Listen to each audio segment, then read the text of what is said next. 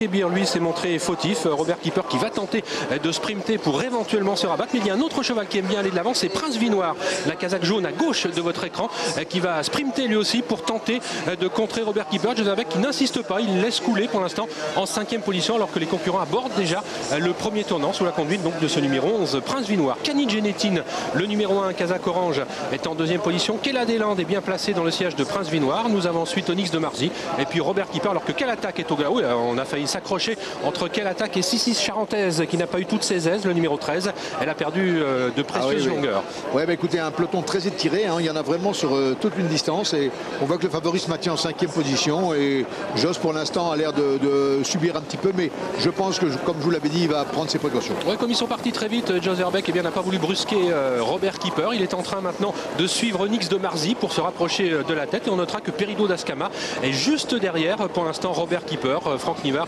lui, ne bouge pas pour l'instant, s'il se décale sensiblement, Peridot d'Ascama. Et voici Robert Keeper qui va venir accélère. Et on va sans doute le contrer car Prince Vinoir qui est en tête actuellement est un cheval qui aime bien aller de l'avant.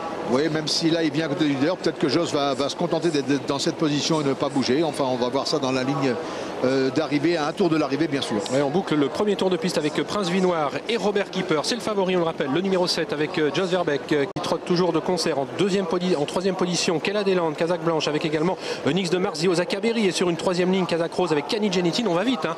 Certains drivers sont obligés d'appuyer leurs concurrents pour qu'ils suivent. Peridot d'Ascama va très facilement sur une 4e ligne, le numéro 6, et nul doute qu'au long du dernier tour, Franck Nivard va tenter quelque chose. Pour l'instant, on a sensiblement réduit l'allure. Oui, on a sensiblement réduit l'allure, mais maintenant, quand on va arriver dans la ligne d'en face, ça va certainement essayer de se rapprocher. Les chevaux qui sont mal placés pour l'instant. En tout cas, pour l'instant, tout le monde est 2 par 2 et tout le monde se regarde.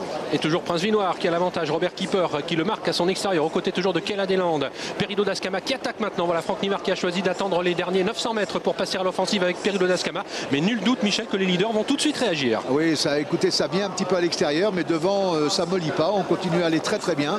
Et on va se diriger maintenant au bout de la ligne droite d'en face, parce que les lignes droites ici sont très courtes. Et rien n'a vraiment changé dans le peloton de tête. Ouais, toujours Prince Vinoir qui a l'avantage, le numéro 11, Robert Keeper, le numéro 7 toujours en 2e position. Kella Deslandes, le 4 est 3e devant Peridot d'Ascama, suivi encore par Petit Pousset qui a fait mouvement également. La casaque vert manche rose qui vient maintenant à l'extérieur de Peridot d'Ascama qui est haut et qui a esquissé une faute. Peridot d'Ascama qui a gêné Petit Pousset. Donc beaucoup de rebondissements dans cette épreuve. Et c'est Prince Vinoir qui a toujours l'avantage. Robert Keeper qui va tenter de l'inquiéter, mais Prince Vinoir semble avoir encore quelques ressources. Robert Keeper qui profite de son sillage maintenant, il profite de son aspiration. Kella Deslandes est toujours 3e. Cani Genetin qui vient fort. Prince Charmant également en pleine piste qui va tenter de prendre une belle place. Et c'est Robert Keeper qui maintenant file vers la victoire. La 2e place va sans doute revenir à Kella Deslandes qui va sans doute dominer Prince Vinoir. Robert Keeper qui s'impose facilement devant Kella Deslandes. Prince Vinoir, Onyx de Marzy et soit Quelle Attaque le 3, soit le 14 Prince Charmant qui a remarquablement terminé. On notera donc la faute dans le dernier tournant de Peridot d'Ascama qui a occasionné celle de Petit Pousset, le numéro 8. Il a eu un bon parcours, Michel, sur Robert Keeper. Oui, si vous voulez, il a bien contrôlé la première partie du parcours en se laissant un petit peu emmener, puis ensuite il est venu à côté du leader et pour finir il a fait très facilement la différence. On le savait un petit peu déclassé dans ce lot, il en a profité pour épingler cette victoire. Même si Joss n'a pas pu prendre la tête puisque Prince Vinoir en avait décidé autrement. Prince Vinoir qui se montre courageux pour prendre la 3e place devant le 2 Onyx de Marzy qui est 4e, et c'est probablement le numéro 3 Quelle Attaque qui aurait résisté jusqu'au bout au joli retour du numéro 14 Prince Charmant. On va sans doute afficher photographie, même s'il y a une nette tendance pour cette 5e place pour le numéro 3 Quelle Attaque. Victoire donc très attendue ici de Robert Keeper qui fait donc une entrée remarquée et réussie dans le Grand National du Trot où il bénéficiait, c'est vrai Michel, de circonstances de course très favorables. Il avait pour lui sa jeunesse, il avait pour lui sa classe, sa grande forme, le fait d'être associé à Jos Verbeek, et il n'a pas laissé échapper cette victoire aujourd'hui. Nous voici un tour de l'arrivée, toujours sous la conduite de ce numéro 11 Prince Vinoir et Robert Keeper qui le laisse faire maintenant, trottant donc à son extérieur.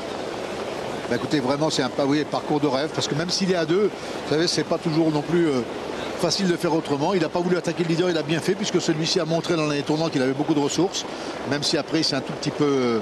Enfin, il est un petit peu calé pour finir, mais disons que le favori est venu très facilement à ses côtés. Et le deuxième favori qui attaque, c'est le cheval avec la peau de mouton à droite de votre écran, qui est actuellement 5e. Il s'agit de Peridot d'Ascama, mais qui va être contré, bien sûr, et qui va rester en suspension. Ah, ça c'est mauvais quand vous venez à 3, que vous ne pouvez pas non plus vous rabattre. C'est pas si simple, et surtout ici, où les virages sont quand même assez serrés, les lignes droites courtes, donc très peu de temps pour venir. Vous voyez, même si maintenant il essaye de se remettre légèrement dans le dos du favori. Il y parvient. Il y parvient. Et puis, il va bricoler dans quelques instants. Il commence un petit peu à changer de de jambes. Et Petit Pousset qui arrivait. Oui, le Petit Pousset était malheureux, a mis presque au galop par la faute de son adversaire. Ouais, on ne sait pas si c'est une conséquence de la faute de Peridot d'Ascama ou une faute d'imitation. Toujours est-il que ces deux concurrents se sont montrés fautifs tour à tour. Je veux dire, ça c'est des incidents de course qu'on voit malheureusement assez souvent. Ouais, lorsque l'on vient très vite comme ça dans un tournant.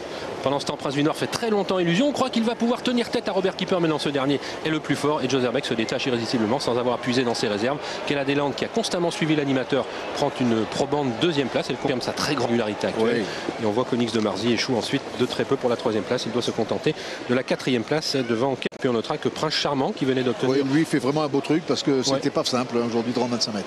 Voilà, un nouveau succès donc pour Robert Keeper qui a très peu couru, 12 victoires pour sa 28e tentative. Il est invaincu dans les courses événements. Il disputait sa deuxième course de cette sorte aujourd'hui.